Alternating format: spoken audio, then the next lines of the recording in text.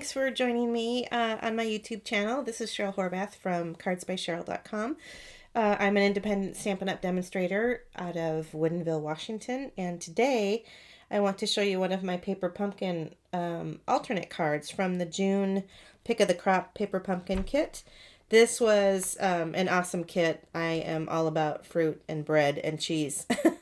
But if you have made all of your cards and you are interested in taking your stamp set even further to create more cards, I thought I would show you this alternative that I came up using just the stamp sets from the kit. So let's assume you've used all your consumables, you don't have any of those supplies left, but you still want to use your stamp set. So I created this card, and I just put ink to paper, I did some fussy cutting, and stamped hello. And I just thought this was a really beautiful alternate and super easy to make. And then I just did a little stamping on the inside. So I'm going to show you how easy it is to make this alternate card. All you're going to need for supplies is a couple pieces of white cardstock for the inside and for the front. These measure 4 inches by 5 1/4. Both of them do. So cut down just a little bit from the standard 4 1/4 by 5 1/2. You're going to need a card base, whatever color you choose. I chose Night of Navy. And then you're going to need some scrap paper to do your stamping on for the berries. You're just going to use 3 stamps from the kit: the blueberry set, the single strawberry, and the hello. Okay, and I'm going to stamp everything out. The other thing I use is my Stampin' Pierce mat. These are photopolymer stamps, and so it helps to have just a little bit of a cushion underneath it and get a really good impression. Okay, so first things first, we are going to stamp out 2 strawberries and 3 sets of blueberries. So just get, make sure you've got good application of your ink. And you're just going to stamp out 2 of these in basic black memento. And then we're going to do 3 of the blueberries. And then color these up, and these are very easy to color. Okay, so we got 3 blueberries. Done with this for now. And I'll clean those later. So now we're going to just color these up real fast. Let's get rid of this. The colors I chose were, for the strawberry was Sweet Sorbet, light and dark. And then the blueberry is Night of Navy, light and dark. And then when we get to the lavender, I'll show you a trick of how you can color those up if you don't have a lavender colored marker. So I'm just going to start with the light first. And just carefully do, what I like to do when I'm filling in is an outline. And do it very carefully so I stay within the lines. Then you can easily fill it in, like so. And then don't be afraid to turn your paper. It just helps to make sure that you have a real steady hand instead of trying to do the outline this way. Turn it so that you're always using your dominant hand. Okay, so there's the light. Then I'm going to come in with the dark, and I'm just going to do a little shading towards the bottom where I think the berry might be a little bit darker. I'm going to kind of dot on each of those little seed areas. So easy to do this.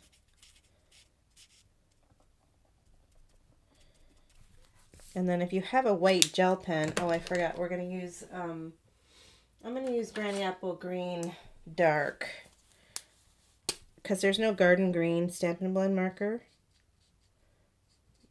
So I'm just going to use one color to fill it in. Now, if you wanted to use Garden Green this is what I was going to show you with your Stampin', this is going to show you with your blender pen with the lavender. You can use garden green in a blender pen because the area is so small to fill in. It's really easy. And I'll show you how I do that when we get to the part where we color the lavender flowers. Okay, blueberries. Night of Navy Light.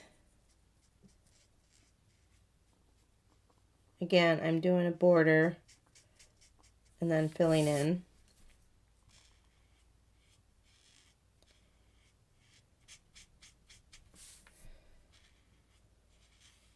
And then I'm going to come back in with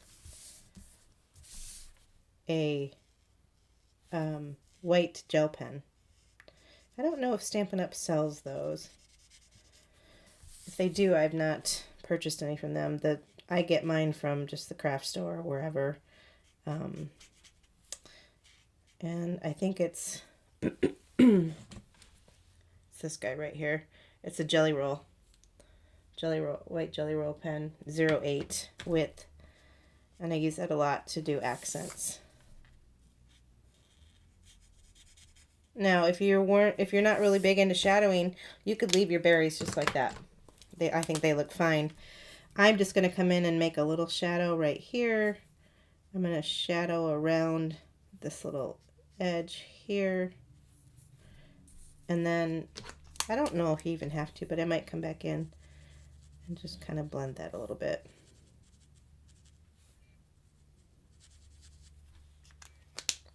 Just to give it just a little bit of dimension. I'm not a fancy colorist. You just kind of got to roll with it. What feels right to you. So there's that. And blend it a little bit with the light.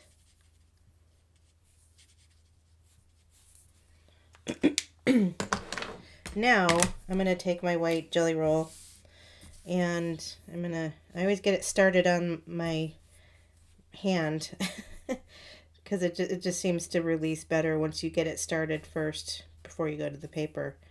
And I'm just going to dot each of these little seed areas.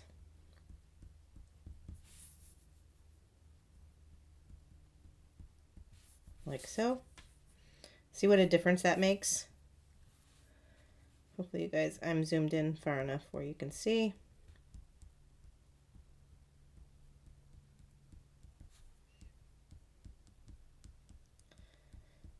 Okay, and then for the berries, or for the blueberries, I'm just going to put like a little line there. I'm going to do a speckle.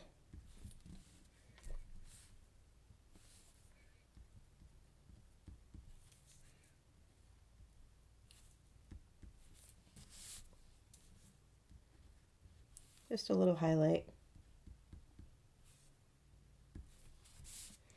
Okay.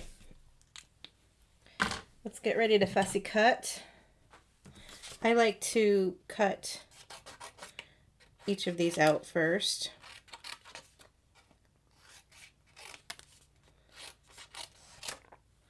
Save that scrap for more stamping.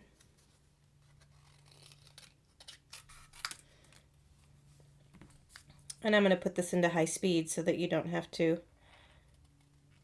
sit here while I cut all of these out. But I just leave a little white edge. If you didn't want to, you could cut very close to the border of the black outline and then go back in with a black felt tip marker and just brush the edges to get rid of any remaining white. And that would give you a very clean looking cutout flower too, or berry, I should say. Okay, now that we have all of our berries cut, we're going to bring in one of our pieces. This is going to be our card front. So this is the 4 by 5¼ inch piece in the landscape orientation. And we are going to, oh, you know what I didn't grab is the lavender stamp. I need to grab that out. set up this block. And we're just gonna, this guy right here. We're gonna need this ink again. So if you look at my sample, I've stamped these directly onto the card front and then also the hello onto the card front because I didn't want to fussy cut these flowers.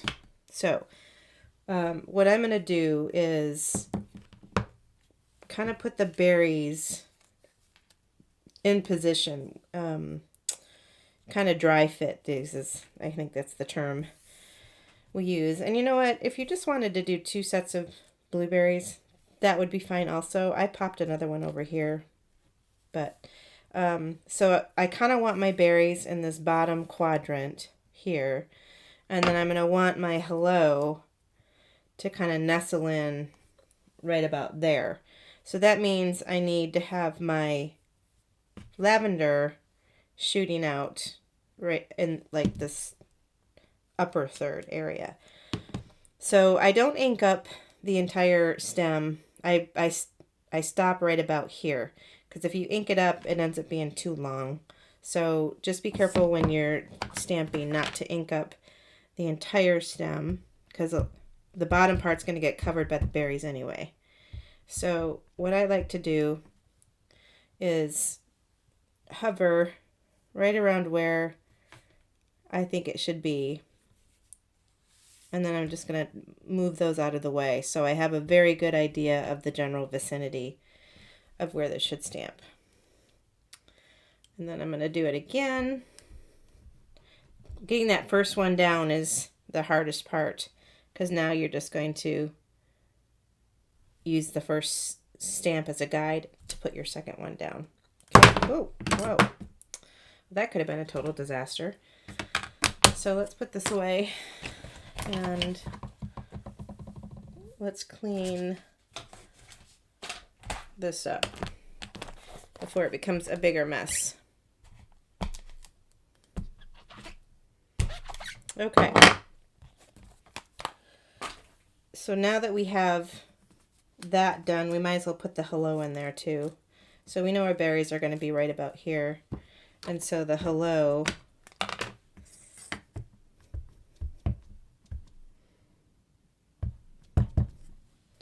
is going to be right about here.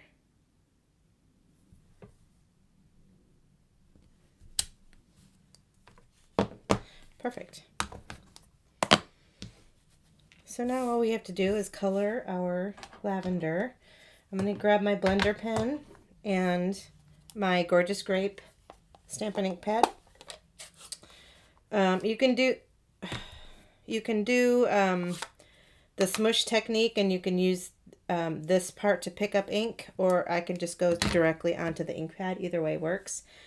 But you can see that my pen is stained from when I was doing, I was demoing last night. You could do the same thing with the red, but all you've got to do is just scribble this off. It'll still look pink, but it's coming through clear. So you're not hurting your blender brush by doing this technique. So what I like to do is I'm just going to dip a little bit in here and then kind of run off the little bit off the paper the darkest color because I just want to come in with some light. And I'm just going to color with the Gorgeous Grape. And I'm leaving some lighter spots at the top because that the ink was pretty intense. So now it's starting to lighten up, if you can see. And this is so easy to do if you don't have the color marker that you need, but you do have a blender pen. Just grab that with your ink.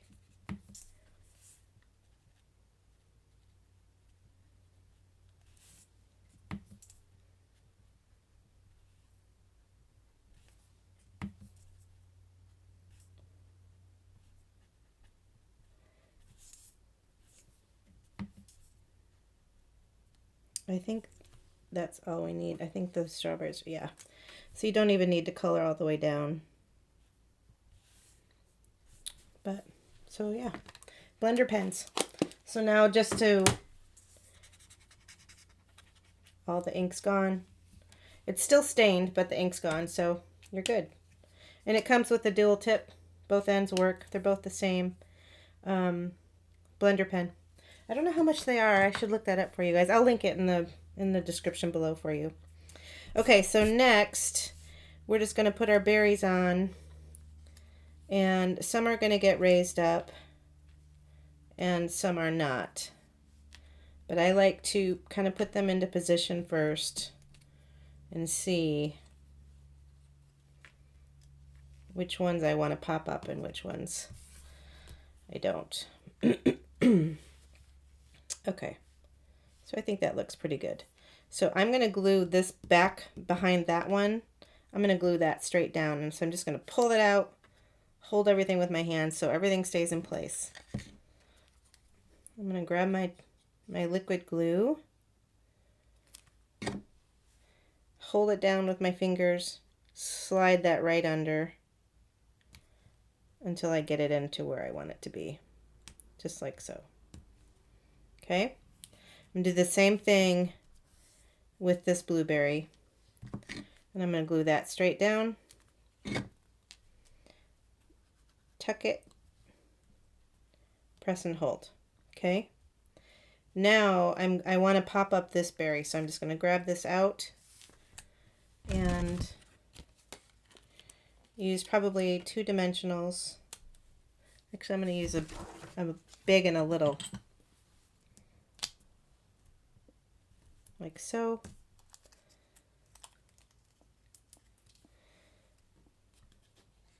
Hold this down, tuck that into place. Now this blueberry is going to get popped up, but it's going to sit on the edge of the strawberry. So it's going to sit like that. So you don't want a dimensional on this side of the berry. You just want one on this side. So let's pop one there. Just going to need one. Oh, that's kind of big. Let's use a mini. And then we're going to put just a smidge of glue here to secure that down.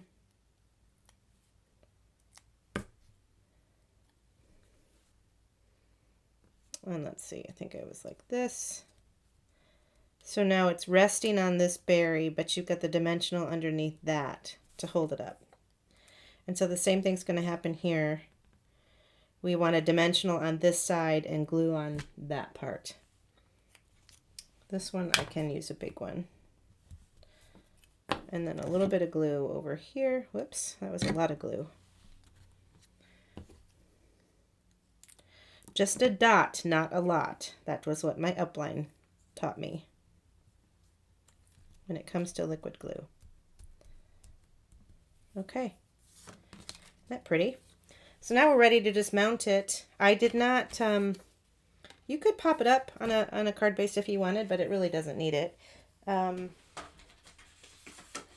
So here is my card base that I've already scored. And get a nice good crease going. You could use liquid adhesive to put this down, or Seal Plus or Stampin' Seal.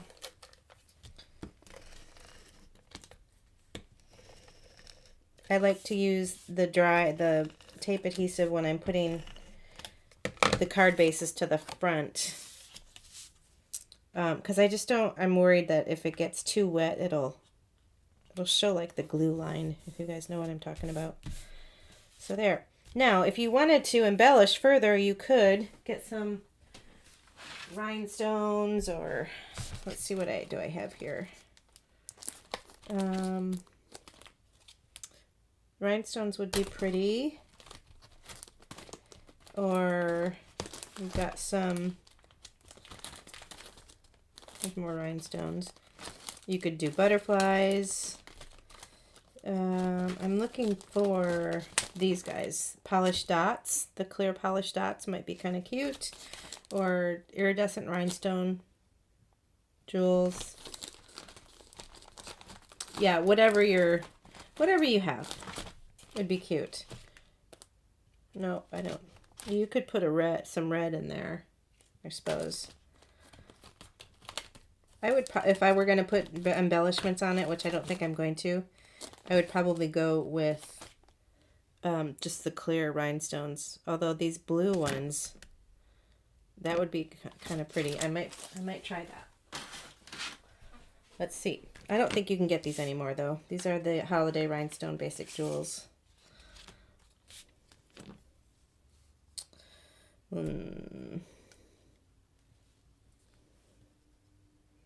Maybe it's too much blue.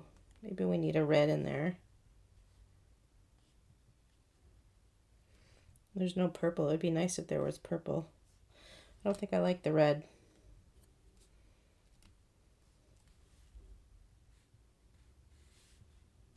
You know what? I'm not feeling it with the jewels. I'm gonna just put those back.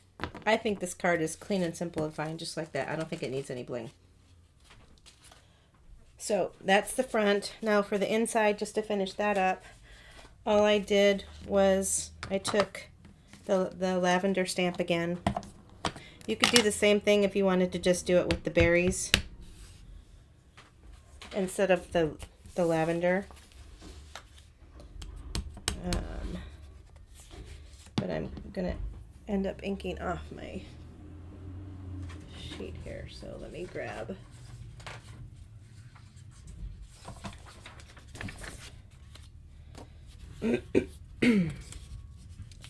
this is just copy paper because I'm going to end up running off the card and I don't want to stamp onto my pierce mat. So I'm just going to do this,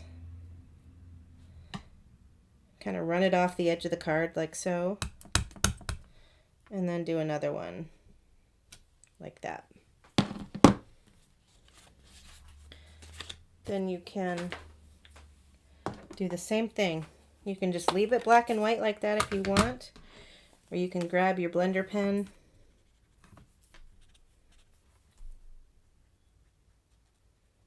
and bring it to life with a little bit of color. And it doesn't have to be perfect. You know, I kind of like it a little bit messy. It gives it kind of a more artistic look, if you're into that, or if you want to color it perfectly, you certainly could.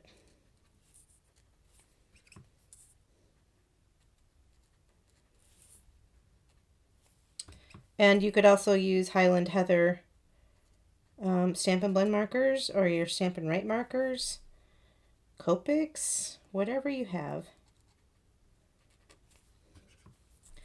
This is intended to be a way to extend your paper pumpkin kit beyond the consumables so that you can continue to use it and get value from it over and over. Oops, let's clean that off. Just scribble it till it runs clear, and you're good.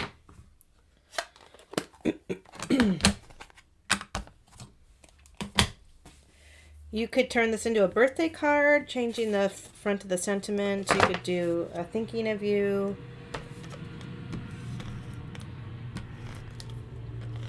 Berries and lavender can go a long way for me on card fronts or insides. Whoops.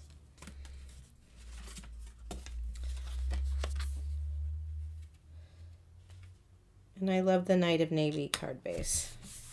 So there.